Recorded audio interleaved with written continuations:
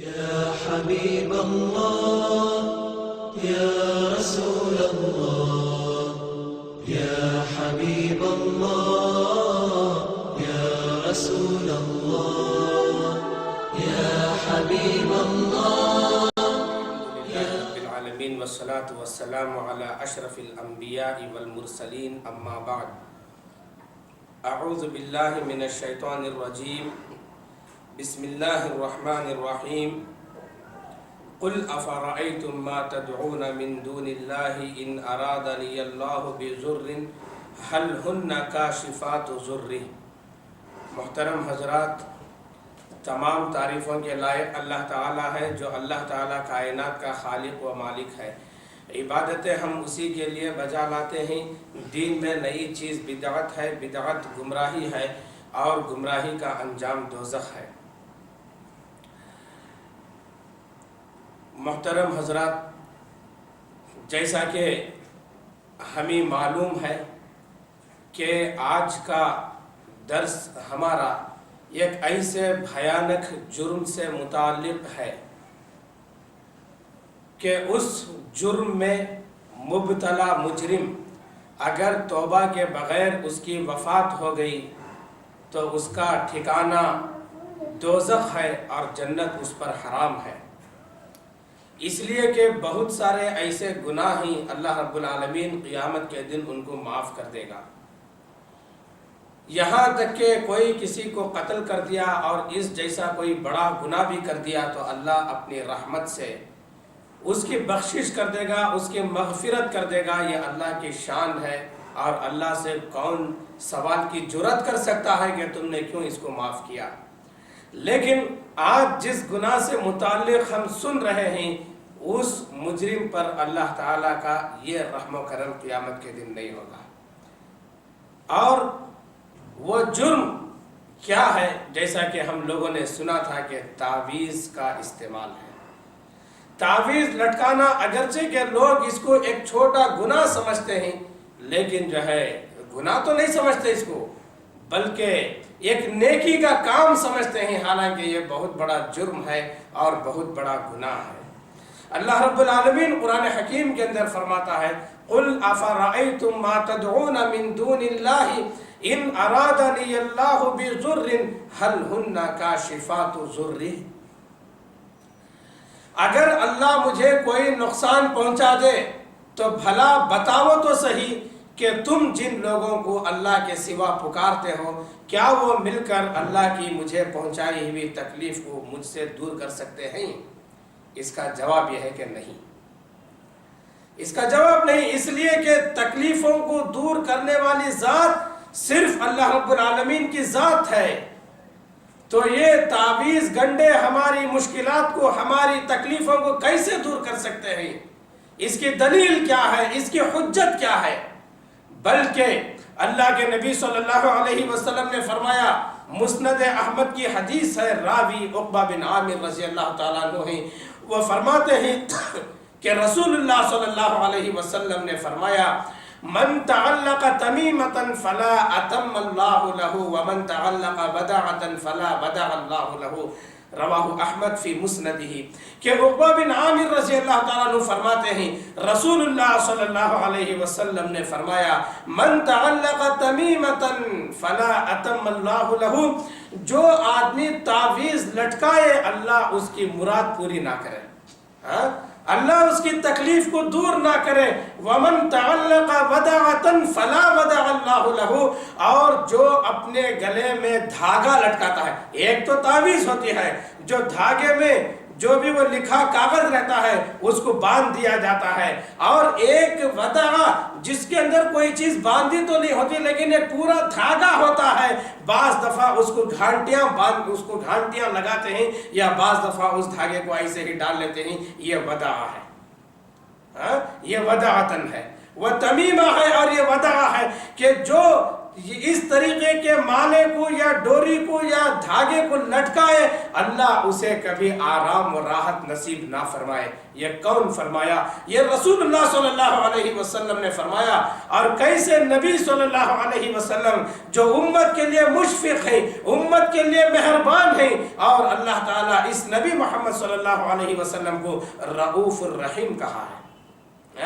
ایسے نبی یہ بددعا کا جملہ جو دے رہے ہیں تعویذ لگانے والوں کے لیے، اس سے معلوم ہوتا ہے کہ یہ تعویذ کا لٹکانا کس قدر قبیح جرم ہے، کہ جو تعویذ لٹکائے اللہ اس کی مراد پوری نہ کرے، اور جو مالا لگائے، جو دھاگا باندھے، اللہ تعالیٰ اس کو کبھی آرام اور کبھی سکون نصیب نہ کرے۔ ایک آدمی کے ہاتھ میں رسول اللہ صلی اللہ علیہ وسلم نے پیتل کا کڑا دیکھا، پیتل کا کڑا دیکھا۔ آپ صلی اللہ علیہ وسلم نے پوچھا ما ہیا، یہ کیا چیز ہے؟ انہوں نے کہا انہا من الواہنہ۔ کیا کہا؟ انہا من الواہنہ، اے اللہ کے نبی صلی اللہ علیہ وسلم، مجھے کمزوری ہے، یہ اپنی کمزوری میں دور کرنے کے لیے یہ میں کڑے کو باندھا ہوں۔ تو رسول اللہ صلی اللہ علیہ وسلم نے کیا کہا؟ انزعھا، اس کو نکالو، ریمو کرو، اس کو نکالو، اس کو، اس لیے کہ فَإِنَّهَا لَا تَزِيدُكَ إِلَّا وَهْنًا، یہ کڑا تمہاری کمزوری میں اور اضافے کا باعث ہے، تمہاری کمزوری کو اور بڑھا دے گا یہ کڑا۔ تو معلوم یہ ہوا جو پریشانی کے لیے تعویذ باندھتا ہے اللہ تعالیٰ اس کی پریشانی کو اور بڑھا دیتا ہے، جو بخار کے لیے تعویذ باندھتا ہے اللہ تعالیٰ اس کی بخار کو اور بڑھا دیتا ہے، جو ڈر اور خوف کے لیے تعویذ باندھتا ہے اللہ تعالیٰ اس کے ڈر اور خوف کو اور بڑھا دے گا۔ اس لیے کہ آپ نے کیا کہا؟ انہا لا تزیدک الا وہنا، یہ کڑا تیری کمزوری کو اور زیادہ کر دے گا۔ دیکھیے مسند احمد کی روایت ہے، 10 آدمیوں کا ایک وفد رسول اللہ صلی اللہ علیہ وسلم کے پاس آیا اسلام قبول کرنے کے لیے۔ آپ نے 9 آدمیوں سے بیعت لی، ایک آدمی سے اپنے ہاتھ کو آپ نے کھینچ لیا۔ صحابہ نے پوچھا کیوں؟ آپ نے کہا ان علیہ تمیمہ، اس کے بدن پر تعویذ ہے، اس لیے میں اس سے ہاتھ نہیں ملا سکتا۔ تو اس آدمی نے اس تعویذ کو نکال لیا، تو آپ نے بیعت کی اور آپ نے فرمایا من تعلق تمیمۃ فقد اشرک، جو تعویذ لگایا اس نے شرک کیا، جو تعویذ لگایا اس نے شرک کیا۔ اور اللہ تعالیٰ ایسے شرک کے تعلق سے قرآن حکیم کے اندر فرماتا ہے انہ من یشرک باللہ وانہ من یشرک باللہ حرم اللہ علیہ الجنہ ومأواہ النار، جو اللہ کے ساتھ شرک کرے اس کے اوپر اللہ جنت کو حرام کر دیتا ہے اور اس کا ٹھکانہ جہنم ہے، اس کا ٹھکانہ دوزخ ہے۔ تو معلوم کیا ہوا؟ تعویذ لگانا شرک ہے، شرک کرنے والے کو مشرک کہتے ہیں، اور مشرک پر اللہ جنت کو حرام کر دیا ہے اور دوزخ اس کا ٹھکانہ ہے۔ آپ صلی اللہ علیہ وسلم اس کے بدن پہ تعویذ ہونے کی وجہ سے اپنے ہاتھ کو کھینچ لیا، لیکن افسوس ہمارے معاشرے میں، ہمارے قبیلے میں، ہمارے کنبے میں، ہمارے دوست و احباب میں کتنے لوگ یا تو گلے میں تعویذ لگائے ہیں یا تو ہاتھ میں تعویذ باندھے ہیں، دھاگے باندھے ہیں، ہمیں معلوم ہے، لیکن برابر ہم ان کے گھر مہمان ہوتے ہیں، وہ ہمارے گھر مہمان ہوتے ہیں، ہم نوالا ہم پیالہ ہوتے ہیں، کم سے کم ان کو اس بات کی تبلیغ کر کے ہم حجت قائم نہیں کر لیتے۔ یہ باتیں بتا کر اس کی قباحت کو بتا کر، اس کی شرائط کو بتا کر، یہ کس قدر اللہ تعالیٰ نے اس کو ناپسند کیا ہے وہ بتا کر کم سے کم حجت ہم قائم نہیں کر لیتے۔ ضرورت اس کی ہے۔ ابو بشیر انصاری رضی اللہ تعالیٰ عنہ، مشہور صحابی رسول صلی اللہ علیہ وسلم، وہ فرماتے ہیں میں ایک مرتبہ رسول اللہ صلی اللہ علیہ وسلم کے ساتھ ایک سفر میں تھا، ایک بستی میں آپ صلی اللہ علیہ وسلم نے ایک صحابی کو روانہ کیا، ایک صحابی کو بھیجے، اور بھیج کر آپ نے کیا کہا؟ لا تبقین علی رقبت بعیر قلادۃ من وتر او قلادۃ الا قطعت، اخرجہ البخاری۔ یہ روایت بخاری کے اندر موجود ہے، جس کی سند کے تعلق سے کوئی شک و شبہ کی گنجائش ہی نہیں ہے۔ آپ نے فرمایا جاؤ اس بستی میں جو بھی اونٹ ہے اس کی گردن میں جو دانت کا مالا لگایا ہوا ہے یا اور کسی چیز کا مالا ہو، وہ باقی نہ رہے مگر یہ کہ اس کو کاٹ دیا جائے، الا قطعت، مگر یہ کہ اس کو کاٹ دیا جائے۔ اب سوال یہ ہے کہ اس بستی میں اونٹ کی گردن میں جو دانت کے مالے لگے ہوئے تھے وہ کیوں لگے ہوئے تھے؟ عرب لوگوں کا ایک عقیدہ تھا کہ اپنی سواری کو نظر بد سے بچانے کے لیے اس کی گردن میں یہ دانت کا مالا پہنا دیتے تھے تاکہ وہ اونٹ نظر بد سے بچ سکے۔ آپ نے کیا کہا؟ لا تبقین علی رقبۃ بغیر قلادۃ من متر او قلادۃ الا قطعت، کسی بھی اونٹ کے گردن میں یہ مالا نہ رہے مگر یہ کہ اس کو کاٹ دیا جائے۔ کیوں؟ اس لیے کہ یہ ہماری اسلام میں ناپسندیدہ عمل ہے۔ افسوس، ایسے اسلام کے ماننے والے مسلمان، ایک ان کی بڑی تعداد اپنی سواریوں میں یہ چیزیں باندھے ہوئے رہتے ہیں۔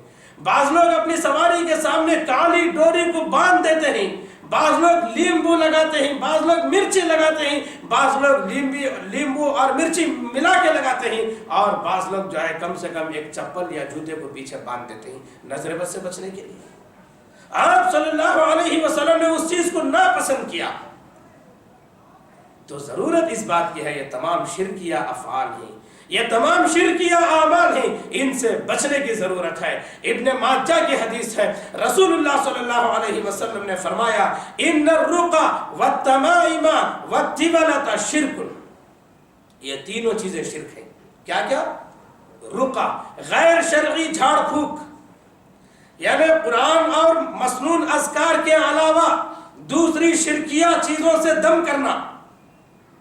تمائم، بچوں کی گردن میں جو تعویذیں لگاتے ہیں اس کو تمائم کہا جاتا ہے۔ اور تیولہ، بیوی اور شوہر کے درمیان محبتوں کو پیدا کرنے کے لیے جو تعویذ دی جاتی ہے یہ تیولہ ہے۔ آپ صلی اللہ علیہ وسلم نے فرمایا یہ تینوں چیزیں شرک ہیں۔ غیر شرعی دم کرنا شرک ہے، بچوں کے لیے تعویذ لگانا شرک ہے، بیوی اور شوہر کے درمیان پیار و محبت پیدا کرنے کے لیے جو منتر پڑھا جاتا ہے، جو تعویذ دی جاتی ہے غیر شرعی، یہ سب کے سب جو ہے شرکیہ اعمال ہیں، آپ صلی اللہ علیہ وسلم نے فرمایا۔ اور بلکہ ترمذی کی روایت ہے من تعلق تمیمۃ وکل الیہ، جو آدمی تعویذ لٹکاتا ہے اللہ تعالیٰ اسی کے حوالے اس کو کر دیتا ہے، اپنی مدد اللہ اٹھا لیتا ہے، اپنا تعاون اللہ تعالیٰ اٹھا لیتا ہے اور اسی کے حوالے کر دیتا ہے، اسی کے سپرد کر دیتا ہے، جاؤ تم تعویذ کے پیچھے پڑو۔ ان تمام نصوص سے یہ بات واضح ہوئی، یہ بات ثابت ہوئی کہ حرام ہے، خواہ وہ تعویذ قرآن کی آیتوں سے ہو یا غیر قرآن سے ہو، اس لیے کہ قرآن کے آیتوں سے تعویذ باندھنا جائز ہے، اس کی کوئی دلیل نہیں ہے۔ اللہ کے نبی صلی اللہ علیہ وسلم نے جب فرما دیا کہ تعویذ حرام ہے تو جملہ تمام تعویذیں اس کے اندر حرام ہو گئی، چاہے وہ قرآن کی آیت سے ہو چاہے غیر قرآن سے ہو، کوئی بھی تعویذ جائز نہیں ہے۔ اور بعض لوگ یہ کہتے ہیں کہ اگر قرآنی تعویذ جائز ہوتا، سوال یہ ہے کہ بعض لوگ کہتے ہیں کہ قرآنی تعویذ جائز ہے، یہ ایسی بات نہیں ہے۔ اگر قرآنی تعویذ جائز ہوتی تو اللہ کے نبی صلی اللہ علیہ وسلم ضرور اس کی تخصیص فرماتے ہیں۔ تعویذ لگانا حرام ہے مگر یہ کہ قرآن کی آیتوں سے تم دے رہے تو جائز ہے، ایسا آپ ضرور فرماتے، جیسے آپ صلی اللہ علیہ وسلم نے فرمایا رقیہ کرنا، دم کرنا، یہ تمام چیزیں حرام ہیں۔ ہاں اگر کوئی رقیہ قرآنی آیتوں سے اور مسنون اذکار سے کرتا ہے تو وہ جائز ہے، جیسے آپ نے رقیہ میں تخصیص کی ایسے آپ تعویذ میں بھی تخصیص کرتے، لیکن ایسی تخصیص تعویذ میں نہیں ہے۔ تو کیا معلوم ہوا؟ چاہے وہ قرآن کی آیتوں سے ہو چاہے وہ غیر قرآن سے ہو، دونوں چیزیں یکساں طور پر حرام ہیں۔ قرآن جو ہے تعویذ بنا کے لگانے کے لیے نہیں اتارا گیا، بلکہ اس کو پڑھنے کے لیے، اس پر عمل کرنے کے لیے، اور اپنے دل کی بیماریاں جیسے نفاق ہے، نافرمانیاں ہیں، کفر ہے، ایسی بیماریوں کو دور کرنے کے لیے قرآن اتارا گیا ہے۔ بات سمجھ میں آ گئی ہوگی۔ اس کے علاوہ اگر کوئی قرآنی آیات سے تعویذ ڈالے تو قرآن حکیم کی توہین ہوگی نہیں ہوگی؟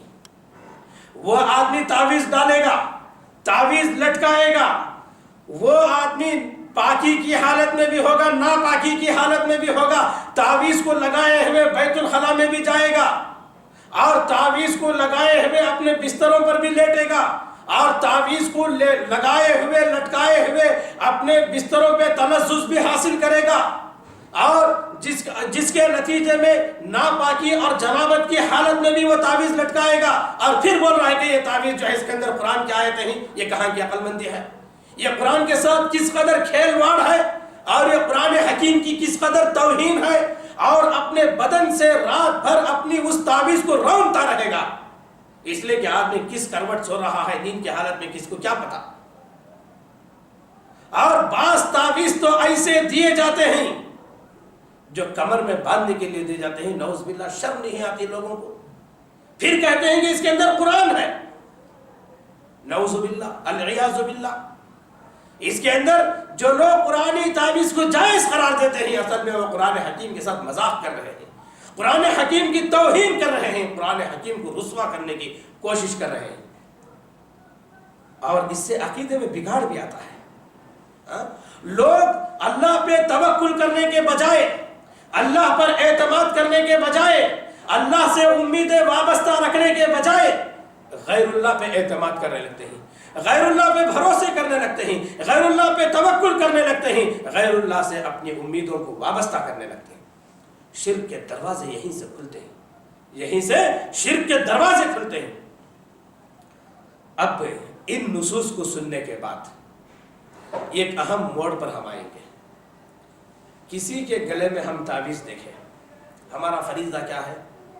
اس کی قباحت کو بیان کریں، بھائی یہ شرک ہے، اس کو نکالو، اللہ کو یہ پسند نہیں ہے، اسی حالت میں موت آ جائے تو تمہارا ٹھکانہ دوزخ ہے، جنت تمہارے اوپر حرام ہے۔ یہ باتیں ہم کہیں گے نہیں کہیں گے؟ اب ان کے جوابات سنیے۔ پہلا، یہ تعویذ ہم کسی ایرے غیرے سے نہیں لیتے، علماء سے لیتے ہیں، دین کا علم رکھنے والوں سے ہم یہ تعویذ لیتے ہیں، بڑے بڑے علماء ہی ہو۔ اللہ اکبر۔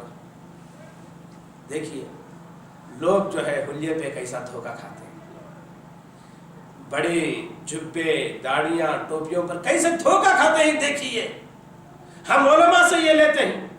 نمبر 2، یہ تعویذ قرآنی آیات پر مشتمل ہے، جواب ان کا۔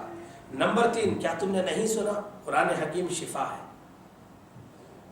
نمبر 4، یہ تعویذوں جس مقصد کے لیے ہم تعویذ ڈالتے ہیں ہم اس میں کامیاب ہوتے ہیں، کبھی ناکام نہیں ہوئے۔ اس قسم کے جوابات ہم ایک ایک کا جائزہ لیں گے، اس لیے کہ یہ بہت بڑا جرم ہے، کسی کو دیکھیں تو اس کو نصیحت کرنا ہے، لیکن نصیحت کرنے کے لیے ہمارے پاس معلومات ضروری ہے۔ پہلا جواب ان کا، پہلا جواب ان کا کہ ہم یہ تعویذ علماء سے لیتے ہیں۔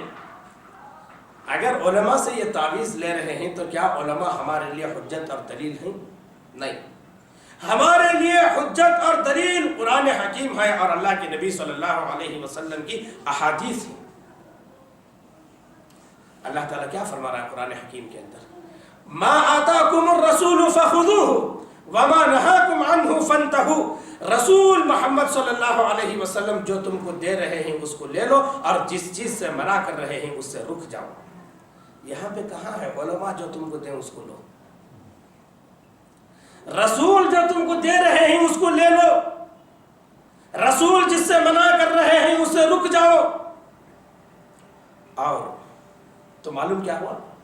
یہ ان کا کہنا بے بنیاد ہے۔ آئیے ایک دوسری دلیل، یا ایھا الذین آمنوا اطیعوا اللہ واطیعوا الرسول واولی الامر منکم فان تنازعتم فی شیء فردوہ الی اللہ والرسول ان کنتم تؤمنون باللہ والیوم الاخر۔ اللہ تعالیٰ فرماتا ہے اے ایمان والو، اللہ کی اطاعت کرو اور رسول صلی اللہ علیہ وسلم کی اطاعت کرو، اور اولو الامر کی اطاعت کرو، واولی الامر منکم، اولو الامر کی اطاعت کرو، جو تمہارا امیر ہے اس کی اطاعت کرو۔ اگر کسی معاملے میں تمہارے درمیان کچھ جھگڑا پیدا ہو جائے دین کے معاملے میں، طلاق کا طریقہ یہ صحیح کہ یہ صحیح، خلا کی عدت یہ صحیح کہ یہ صحیح، تجارت کا یہ طریقہ صحیح ہے یا غلط ہے، تعویذ لگانا جائز ہے یا حرام ہے، ایسے معاملات میں جو بھی تمہارے درمیان نزاعات پیدا اس کے لیے کہاں لوٹو؟ فردوہ، اس معاملے کو تم لوٹاؤ کہاں؟ اللہ کی طرف اور اس کے رسول کی طرف۔ اللہ کی طرف لوٹانے کا مطلب اس مسئلے کو قرآن میں تلاش کرو، رسول کی طرف لوٹانے کا مطلب اس مسئلے کو اللہ کے نبی صلی اللہ علیہ وسلم کے احادیث میں کھنگالو۔ یہ ہے اللہ اور اس کے رسول کی طرف لوٹنے کا مطلب۔ ان کنتم تؤمنون باللہ والیوم الاخر، اگر تمہارا ایمان اللہ پر اور قیامت کے دن پر ہے تو۔ اس کا معنی کیا ہوا؟ ایمان کا تقاضا یہ ہے، اللہ پر اور یوم آخرت پر ایمان کا تقاضا یہ ہے کہ تم اپنے معاملات کتاب و سنت کی طرف لوٹاؤ، نہ کہ علماء کی طرف لوٹاؤ جو دین فروش علماء ہوتے ہیں۔ قرآن کی تعلیمات، قرآن کی جو تعلیمات ہیں ان کو دینے کے بجائے قرآن کی بے حرمتی ان سے کراتے ہیں، دین سے ان کو موڑتے ہیں، ان کے عقیدے میں فتور پیدا کرتے ہیں۔ یہ کتنی بری بات ہے۔ اور اللہ کے نبی صلی اللہ علیہ وسلم نے فرمایا ترکت فیکم امرین لن تضلوا ما تمسکتم بہما کتاب اللہ و سنت رسولہ۔ آپ نے کیا فرمایا؟ میں تم میں دو چیزیں چھوڑے جا رہا ہوں، جب تک تم ان دونوں کو مضبوطی سے پکڑو گے کبھی گمراہ نہیں ہوگے۔ اس میں ایک اللہ کی کتاب ہے اور دوسرے اس کے رسول صلی اللہ علیہ وسلم کی سنت ہے۔ تو یہاں علماء کا ذکر کہاں ہے؟ یہ دیکھیں گے قرآن و حدیث اس تعویذ کے تعلق سے کیا کہتے ہیں، اس کے بجائے ہم نے علماء کے عمل کو دیکھا۔ یہ تعویذ ہم کو علماء دیتے ہیں۔ اللہ اکبر۔ یہ تین دلائل کیا بتا رہے ہیں؟ کتاب و سنت جو بول رہا اس کو دیکھو، علماء کی طرف مت جاؤ۔ دوسری چیز، ایک شبہ ان کا کیا تھا؟ علماء سے لیتے ہیں، اس کا جواب مل گیا۔ دوسرے نمبر پر وہ کیا کہتے ہیں؟ قرآن کی آیتیں ہی تو ہیں۔ اگر کوئی آدمی تعویذ کو کھول کر دیکھے، یہ حقیقت اسی وقت اس کے سامنے واضح ہو سکتی ہے جب وہ کھول کر دیکھے۔ مشکل سے 1% قرآن ہوگا، 99% طلاسم، نمبرات، الٹی سیدھی لکیریں اور غیر سمجھ، نئی سمجھ میں آنے والی عربی عبارت جس کا کوئی معنی نہیں، جس کا کوئی مفہوم نہیں، اور نقشے کہیں تو ہاتھ کا نقشہ، کہیں شیر کا نقشہ، کہیں انسان کا نقشہ، پتہ نہیں کیسے کیسے گندے نقوش اس کے اندر ملتے ہیں، اور اس کے اندر قرآن کی ایک دو لفظ لکھ کر قرآن کی بھی بے حرمتی ہو رہی ہے۔ یہ ہے جواب، قرآن ہی تو اس کے اندر ہے، کھول کے دیکھو، کھول کے دیکھو کیا قرآن ہے اس کے اندر۔ تیسرا ان کا کام کیا تھا؟ تیسرا سوال، ارے یہ قرآن ہی تو ہے اور قرآن میں شفا ہے، کیا تم کو نہیں معلوم قرآن شفا ہے؟ یقیناً ہمیں معلوم ہے کہ قرآن شفا ہے۔ اللہ تعالیٰ قرآن حکیم کے اندر فرماتا ہے وَنُنَزِّلُ مِنَ الْقُرْآنِ مَا هُوَ شِفَاءٌ وَرَحْمَةٌ لِلْمُؤْمِنِينَ۔ ہم نے قرآن اتارا، اس کے اندر شفا ہے اور رحمت ہے ایمان والوں کے لیے، کوئی شک نہیں اس کے اندر۔ لیکن کیسا شفا ہے اس کے اندر؟ اسی طریقے سے استعمال کرنے پر شفا ہے جو طریقہ استعمال ہمارے رسول محمد صلی اللہ علیہ وسلم ہمیں بتائے۔ مثال کے طور پر ایک طبیب ہے، ایک ڈاکٹر ہے، وہ کچھ دوائیاں دیتا ہے کھانے کے لیے بیمار کو تشخیص کرنے کے بعد، اور اس کا مشورہ یہ ہوتا ہے، تجویز کرتا ہے یہ دوا کھانے سے پہلے ایک، یہ کھانے کے بعد 2، یہ ٹھنڈے پانی سے، یہ گرم پانی سے، جو بھی ہے وہ ایک تجویز دیتا ہے ہمارے سامنے کہ اسی کے مطابق ہم کو دوا کھانا ہے۔ اگر اس کے بتائے ہوئے طریقے کے خلاف کھائیں گے، جو کھانے سے پہلے بولا بعد میں کھائیں، جو بعد میں کھانے کے لیے بولا اس کو پہلے کھا لیے، جہاں 1 کھانے کے لیے بولا وہاں 2 کھا لیے، تو اس سے فائدہ ہوگا یا نقصان ہوگا؟ ضرور اس سے نقصان ہوگا۔ اسی طریقے سے قرآن شفا ہے، لیکن کیسے استعمال پر؟ جو استعمال کا طریقہ رسول اللہ صلی اللہ علیہ وسلم بتائے ہیں اس طریقے پر۔ قرآن کے پڑھنے میں شفا ہے، قرآن کے پڑھنے میں شفا ہے، اس کی تلاوت میں شفا ہے، نہ کہ تعویذ بنا کے لگا لینے میں شفا ہے۔ تعویذ بنا کے لگا لینے میں شفا نہیں ہے۔ دلیل کیا؟ یہ قرآن تو شفا ہے، یہ باتیں کہتے ہیں قرآن حکیم کے اندر. قرآن تو کیا بلکہ شہد کو بھی شفا کہا گیا ہے. فیہ شفاء للناس. اللہ شہد کا تذکرہ کرنے کے بعد کہتا ہے اس کے اندر لوگوں کے لیے شفا ہے. اگر کوئی بوتل کو دھاگا باندھ کر یہاں لگا لے تو شفا ملے گا؟ یہ کیوں نہیں کرتے؟ یہ کیوں نہیں کرتے؟ اور رسول اللہ صلی اللہ علیہ وسلم نے فرمایا حبۃ السوداء، اس کے اندر شفا، یعنی کلونجی. کلونجی میں شفا ہے. کیا کلونجی کو دھاگا باندھ کے یہاں لگا لینے سے شفا ملے گا؟ یہ کیوں نہیں کرتے جبکہ اس کے لیے بھی شفا کہا گیا ہے. شہد کے پینے میں شفا ہے، کلونجی کے کھانے میں شفا ہے. اسی طریقے سے قرآن حکیم پڑھنے اور اس کے اوپر عمل کرنے میں شفا ہے. اور اس شفا کے تعلق سے شیخ امین الرحمن عمری مدنی استاذ جامعہ محمدیہ منصورہ بنگلور میں ان کی کتاب حقیقت شرک اور تعویذ گنڈوں کی حقیقت، اس کے اندر یہ شفا کے تعلق سے انہوں نے یہ واضح کیا ہے یہ دل کی اصل شفا اس کے اندر جو ہے دل کی بیماریوں کے لیے.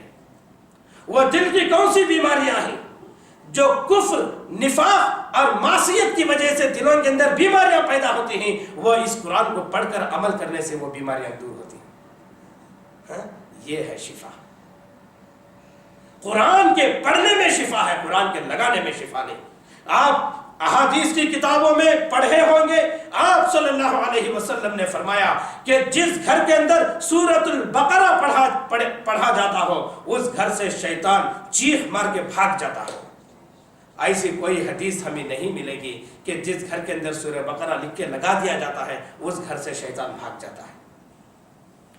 آپ نے فرمایا کہ جو آدمی سوتے وقت آیت الکرسی پڑھ کے سوتا ہے شیطان اس رات اس کے قریب نہیں آتا. لیکن ایسی کوئی حدیث نہیں ہے کہ آیت الکرسی جو سرانے رکھ کے سوتا ہے شیطان اس کے قریب نہیں آتا. حدیث ایسے ہے کہ جو دروازے بسم اللہ بول کے بند ہوتے ہیں وہ دروازے شیطان کھولنے کی طاقت نہیں رکھتے. ایسی کوئی دلیل نہیں ہے کہ بسم اللہ جس دروازے پہ لکھ دیا جاتا ہے اس دروازے کو شیطان کھولنے کی طاقت نہیں رکھتے. لکھنے میں نہیں ہے، یہ تمام چیزیں پڑھنے کے لیے ہیں، پڑھنے کے لیے ہیں یہ تمام چیزیں. تو معلوم کیا ہوا؟ تعویذ ہم علماء سے لیتے ہیں، جواب مل گیا. علماء دلیل نہیں، کتاب و سنت دلیل ہے. قرآن اس کے اندر قرآن ہی تو ہوتا ہے. ایک تو قرآن کی توہین ہے، قرآن کی تحقیر اس کے اندر ہے، اور حقیقت میں قرآن اس کے اندر ہوتا ہی نہیں ہے. شفا ہے، تم جیسے سمجھ رہے ویسے شفا نہیں ہو سکتا. جس پر یہ شفا اترا ہے وہ جو طریقہ بتائے ہیں اسی طریقے پر شفا ہے. چوتھی بات، اس سے ہم مقصد میں کامیاب ہوتے ہیں. جس چیز کے لیے لگاتے ہیں وہ مقصد ہمارا پورا ہوتا ہے. غلط بات ہے. اللہ تعالیٰ کیا فرماتا ہے؟ وَإِن يَمْسَسْكَ اللَّهُ بِضُرٍّ فَلَا كَاشِفَ لَهُ إِلَّا هُوَ. جب بھی تمہیں کوئی نقصان پہنچے وہ نقصان سوائے اللہ کے کوئی دور نہیں کر سکتا. کوئی آدمی بیمار ہوا سوائے اللہ کے کوئی شفا نہیں دے سکتا. ابراہیم علیہ السلام نے کیا کہا؟ وَإِذَا مَرِضْتُ فَهُوَ يَشْفِينِ. جب میں بیمار ہوتا ہوں تو وہی اللہ تعالیٰ مجھے شفا دیتا ہے. تو شفا اللہ ہی دیتا ہے. یہ بات ان کی غلط ہے کہ اس سے ہم مقصد میں کامیاب ہوتے ہیں. بے اولاد تعویذ لے لے صاحب اولاد ہو جائے، یہ تعویذ نے اس کو اولاد نہیں دیا بلکہ وہ اولاد اللہ نے اس کو دیا. اور مقصد پورا ہوتا ہے. دیکھیے بہت سارے غیر مسلمین اپنے دیوی دیوتاؤں کو پکارتے ہیں، ان میں بے اولاد ان کو پکارتے ہیں، لڑکی کا مطالبہ کرتے ہیں، لڑکے کا مطالبہ کرتے ہیں، اولاد مل جائے بس یہ ان کی تمنا ہوتی ہے. وہ دیوی دیوتاؤں کو پکارنے کے بعد وہ بے اولاد صاحب اولاد ہو جاتے ہیں. اور بہت سارے لوگ اپنی روزیوں کے مسائل کو لے کر اپنی دیوی دیوتاؤں کو پکارتے ہیں اور ان کے مسائل دور ہو جاتے ہیں. تو وہاں بھی وہ لوگ مقصد میں کامیاب ہو رہے ہیں. تو کیا ان کو پکارنا بھی صحیح ہو گیا؟ جب وہ کامیاب ہو رہے یہاں پر بھی یہ یہی دعائی دے رہے ہیں کہ ہم مقصد میں کامیاب ہوتے ہیں. ارے وہ بھی ان کے مقاصد میں کامیاب ہو رہے ہیں تو کیا وہاں پر بھی چلے جاؤ گے؟ نہیں.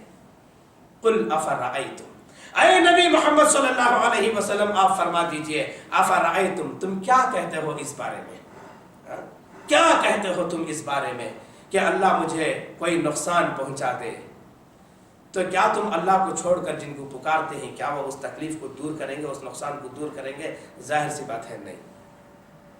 بچوں کو ایک سوال کا پیپر بنا کے دیا جاتا ہے کہ یہ صحیح کی غلط لکھو، ٹرو فالس، صحیح غلط نشان لگاؤ۔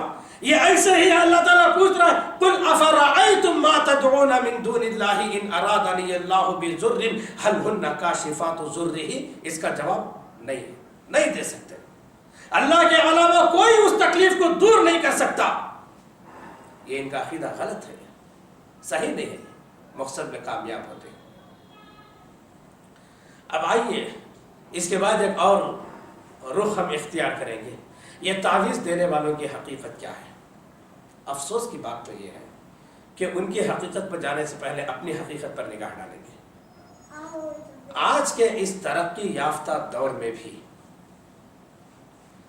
جو طب کہاں سے کہاں تک پہنچ گیا، پہلے ٹی بی کی بیماری کو کیا کہا جاتا تھا، لیکن آج کیا ہے، اس کا علاج آسان ہو گیا ہے۔ پہلے ہارٹ کے دل کے مریض کے لیے کتنی دشواریوں کا سامنا ہوتا تھا، آج وہ چیزیں نہیں، آسانی کے ساتھ ٹیکنالوجی آ گئی ہے۔ آج کے اس ترقی یافتہ دور میں بھی لوگ جسمانی اور بدنی بیماریوں میں مبتلا ہو کر بجائے ماہر اطباء سے رجوع ہونے کے تعویذ گنڈے دینے والوں کے پیچھے لوگ دوڑ رہے ہیں۔ یہ کتنی بڑی بے وقوفی ہے۔ بلکہ ہمارا اسلام علاج کی طرف ترغیب دلاتا ہے۔ رسول اللہ صلی اللہ علیہ وسلم نے فرمایا، اللہ تعالیٰ فرماتا ہے تداووا عباد اللہ فإن اللہ سبحانہ لم یزع داء الا وضع له شفاء الا الحرم، رواہ سنن ابن ماجہ فی کتاب الطب۔ یہ سنن ابن ماجہ کتاب الطب کی یہ حدیث ہے کہ اللہ کے نبی صلی اللہ علیہ وسلم نے لوگوں سے کہا، اے اللہ کے بندو علاج کراؤ، دوا کراؤ، تداووا عباد اللہ فإن اللہ سبحانہ، اس لیے کہ اللہ تعالی جو بھی بیماری پیدا کیا ہے مگر یہ کہ اس کی دوا کو اتارا ہے، اس کی دوا بنایا ہے اللہ تعالیٰ، الا الحرم، سوائے بڑھاپے کے۔ بڑھاپے کی کوئی دوا نہیں ہے لیکن تمام بیماریوں کی دوا ہے۔ یہ اور بات ہے کہ ہماری تحقیق میں بعض دوائیں نہیں آئی ہیں، بعض بیماریاں ہماری تحقیق میں نہیں معلوم ہوئی ہیں، وہ اور بات ہے، لیکن اللہ تعالیٰ اس بیماری کی دوا کو اتار دیا ہے۔ لیکن افسوس لوگ اس مشروع طریقے کو چھوڑ کر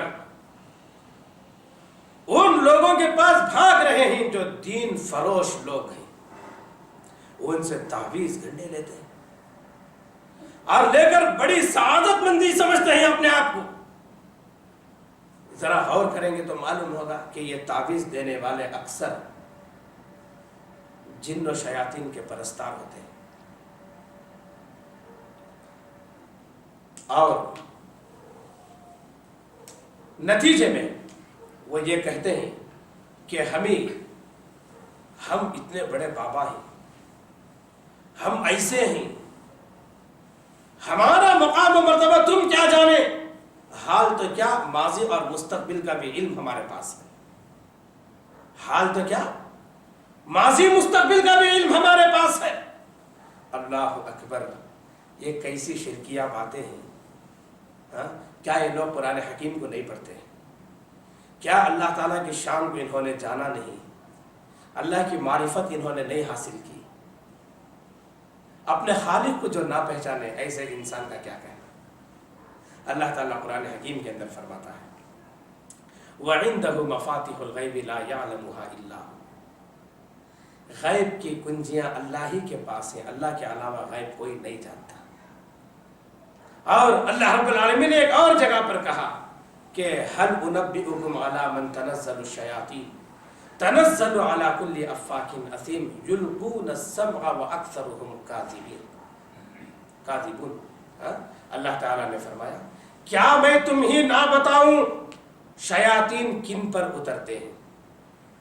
شیاطین ہر جھوٹے اور بدکار پر اترتے ہیں، سنی سنائی باتوں کو لا کر ان کے کان میں ڈال دیتے ہیں، اور ان میں کے اکثر لوگ جھوٹے ہوتے ہیں، ان میں کے اکثر لوگ جھوٹے ہوتے ہیں۔ تو اللہ نے ان کو جھوٹے کہا اللہ تعالیٰ نے ان کو۔ عائشہ رضی اللہ تعالیٰ عنہ سے روایت ہے کہ سأل ناس النبی صلی اللہ علیہ وسلم عن الکہانی، بہت سارے لوگ آ کر اللہ کے نبی صلی اللہ علیہ وسلم سے کاہنوں کے تعلق سے سوال کیا۔ یہ کاہن لوگ کیا ہی سوال کیا تو اللہ کے نبی صلی اللہ علیہ وسلم نے فرمایا انہم لیسوا بشیء، ان کی کوئی حقیقت نہیں ہے۔ آپ نے کیا کہا؟ یہ کچھ نہیں ہے، ان کی کوئی حقیقت نہیں ہے۔ تو اس کے بعد لوگوں نے کہا اے اللہ کے نبی صلی اللہ علیہ وسلم یقولون احیانا علی الحق، اے اللہ کے نبی صلی اللہ علیہ وسلم یہ ایسی باتیں بتاتے ہیں کہ کبھی کبھی یہ سچ ثابت ہوتے ہیں، کبھی کبھی یہ باتیں سچ ثابت جو بتاتے ہیں وہ ہوتا ہے۔ تو اللہ کے نبی صلی اللہ علیہ وسلم نے فرمایا اصل میں بات یہ ہے کہ یہ جن ملائے اعلیٰ سے کوئی بات سن لیتے ہیں اور سن کر اس کو لے اڑتے ہیں اور اپنے دوست کے کان میں اس کو پھونکتے ہیں، اور وہ ایک بات کے ساتھ یہ آدمی 100 جھوٹ کو ملاتا ہے اور وہی وہ لوگوں کے سامنے بیان کرتے ہیں۔ اسی لیے رسول اللہ صلی اللہ علیہ وسلم نے فرمایا کہ ایسے لوگوں کی بات کبھی نہیں ماننا، ایسے لوگوں کی تصدیق نہیں کرنا۔ ہاں جو تم کہہ رہے ہیں وہ صحیح کہہ رہے ہیں، ایسا نہیں ماننا۔ اگر کوئی ایسا مانا تو وہ کفر جیسا کام کر رہا ہے ہمارے دین اسلام کے ساتھ، ہمارے دین کے ساتھ وہ کفریہ کام کر رہا ہے۔ اس لیے کہ رسول اللہ صلی اللہ علیہ وسلم نے فرمایا من اتی عرافا او کاہنا فصدقه بما يقول فقد كفر بما انزل على محمد، رواہ احمد فی مسندہ۔ یہ روایت مسند امام احمد بن حنبل کے اندر ایسے ہی موجود ہے کہ رسول اللہ صلی اللہ علیہ وسلم نے فرمایا من اتی عرافا او کاہنا، کہ کوئی آدمی کسی عراف کے پاس آتا ہے۔ عراف کسے کہتے ہیں معلوم؟ گمشدہ چیز کا پتہ دینے والا، گمشدہ چیز کو بتانے والا۔ اللہ اکبر، بتانے والا نہیں، بتانے کا دعویٰ کرنے والا نہیں۔ بتایا یہ شیطان کے کارندے ہوتے ہیں۔ شیطان کا کام کیا ہے؟ آپس میں لڑانا۔ انما یرید الشیطان ان یوقع بینکم العداوۃ والبغضاء، شیطان چاہتا ہی یہی ہے کہ تم کو آپس میں بغض و عناد تمہارے درمیان پیدا کرے، لڑائے جھگڑائے۔ یہ شیطان کی تمنا ہوتی ہے۔ یہ شیطان کے کارندے بھی یہی کام کرتے ہیں۔ اب ان کے پاس چلے گئے، ہاں اتنی فیس ہوتی ہے، فیس لے لیے۔ اب بتانے کا طریقہ کیا ہے ان کا؟ یہ ایک عورت ہے، لمبی جیسی ہے، سانولی ہے، ایسے کپڑے پہنتی ہے، اس کے پاس جا کے تلاش کرو۔ اب ظاہر سی بات ہے جو وہ حلیہ بیان کر رہا ہے اس میں ہمارے گھر آنے جانے والوں میں سے کوئی تو ہوگا ہی۔ السلام علیکم ورحمۃ اللہ۔